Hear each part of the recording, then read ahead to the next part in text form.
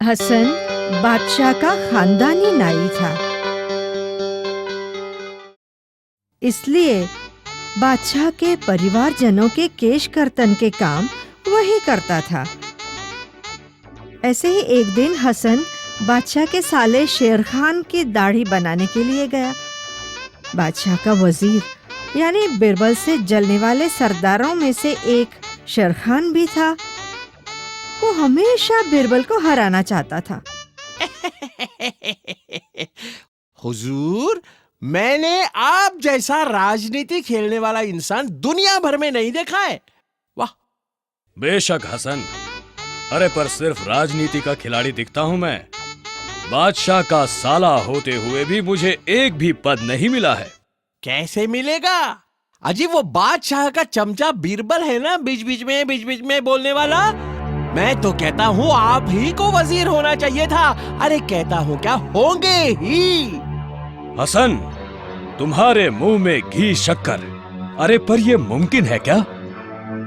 अरे आप सिर्फ हाँ कहिए, ऐसा खेल खेलूंगा कि बिरबल की बनेगी कब्र और आपका होगा सिंहासन।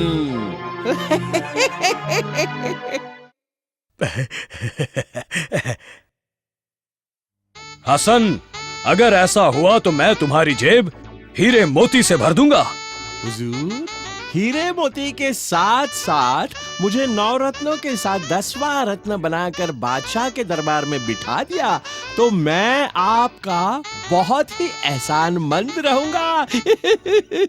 बेशक, बेशक ऐसा ही होगा। जाओ, लग जाओ काम पर। जो हुक्म हुजूर। जैसे तय किया गया था वैसे ही हसन काम पर लगा। वो अत्यंत चतुर और चालाक था। सप्ताह के तय किए गए दिन हसन बादशाह की दाढ़ी बनाने राज दरबार गया। जहांपना, आपकी सेवा करते हुए मुझे आपके पिताजी की बहुत याद आ रही है। हसन, तुम तो हमारे खानदानी नाई हो। जैसे हमारे पिताजी ने तुम्हें किसी भी बात की कमी महसूस नहीं होने दी, वैसे हम भी तुम्हें किसी भी बात की कमी महसूस नहीं होने देंगे। अल्लाह सलामत। हुजूर, आपके राज में किसी को क्या कमी महसूस होगी? पर क्या हसन? हुजूर, आपके पिताजी की मुझे बहुत ही फिक्र हो रही है।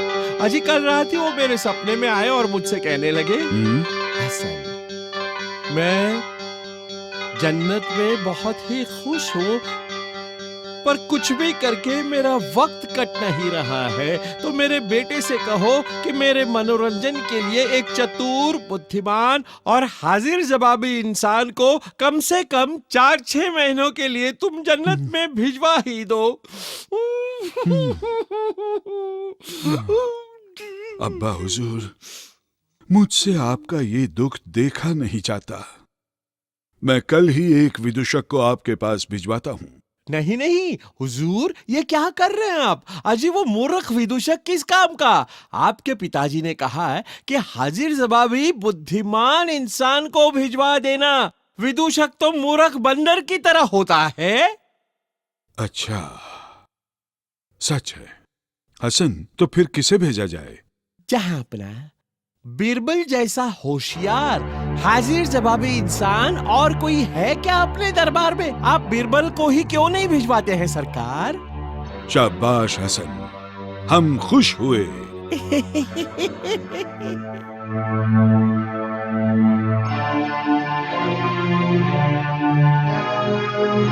बिरबल, तुम मेरे सच्चे सेवक हो। तुम मेरी ख्वाहिश पूरी करोगे ऐसा भरोसा है मुझे। बादशाह सलामत, मैं आपकी कोई भी इच्छा पूरी करूंगा, ऐसा वचन देता हूं मैं। बताइए आप क्या इच्छा रखते हैं? बिरबल, हमारे शाही नाई हसन के ख्वाब में हमारे अब्बाजान आए थे। आपने कहा उनके मनोरंजन के लिए एक इंसान को भेजा जाए, तो हमारी ख्वाहिश है कि तुम वहां जाओ। हसन की चाल समझने के बावजूद बिरबल ने नम्रता से बादशाह से कहा, हुजूर, आपके पिताजी तो पैगंबर वासी हुए हैं। वहां मैं कैसे जा सकता हूँ? सही है, हमने तो इस बात का ख्याल ही नहीं किया। हुजूर, ये तो बहुत ही आसान है। बिरबल हिंदू है, तो उनको जिंदा जला दिया जाए तो वे अपने आप ही पैगंबर वसी जहांपना के पास पहुंच जाएंगे। वाह, हसन कमाल की युक्ति है। बिरबल, हम तुम्हें हुक्म देते हैं कि तुम आज ही चिता पर चढ़ जाओ। इसके बदले में मैं तुम्हारे परिवारजनों को 20,000 सोना मोहरे दूंगा। तैयारी शुरू की जाए। खुद बुरी तरह फंस गया है इस बात का। जब बिरबल को अंदाजा हुआ तभी उसके दिमाग में एक युक्ति आई। हुजूर, पंचांग अनुसार चिता पर चढ़ने के लिए ये समय योग्य नहीं है, इसलिए मैं चिता पर कल चढ़ूंगा। पर हुजूर, मेरे बाद मेरा काम कौन संभालेगा?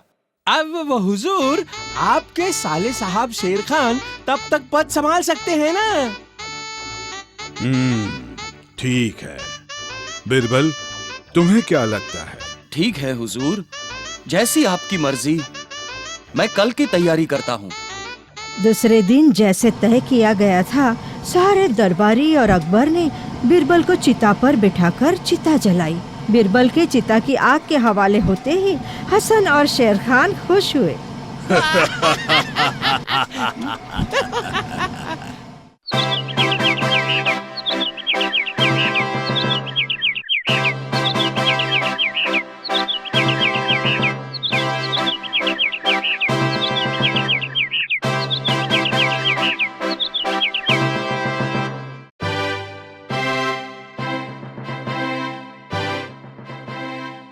छह महीने के बाद जब दरबार भरा हुआ था, तब अचानक ही दाढ़ी मूछों वाला एक आदमी बता रहा था कि मैं बिरबल हूँ। है?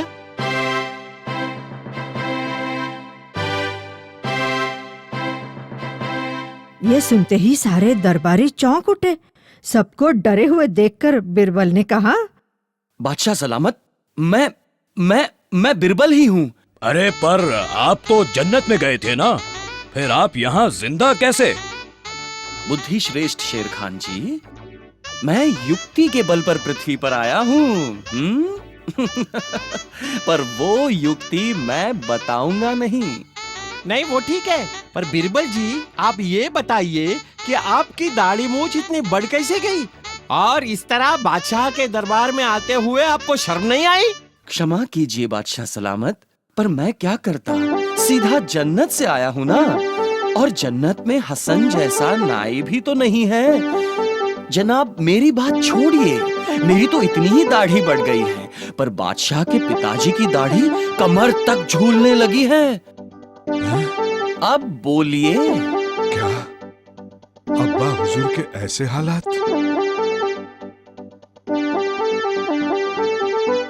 और नहीं तो क्या, मैं क्या झूठ बोल रहा हूँ क्या हसन की तरह? जहां पना आपके पिताजी ने तो हाजिर जवाबी इंसान के साथ साथ हसन को भी जन्नत में बुलवाया था।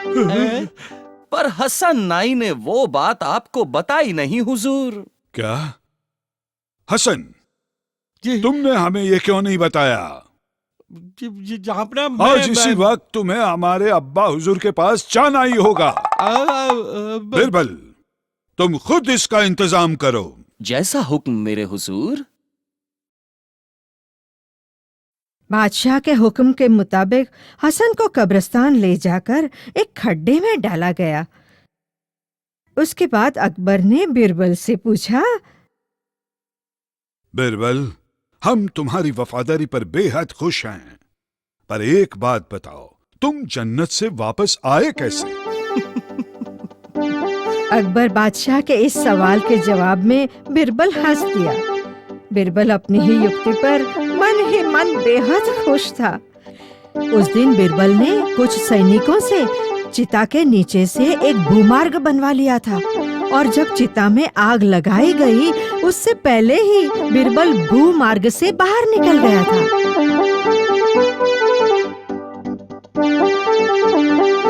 इस तरह हसन के कारस्तान को बिरबल ने कब्रिस्तान दिखा दिया।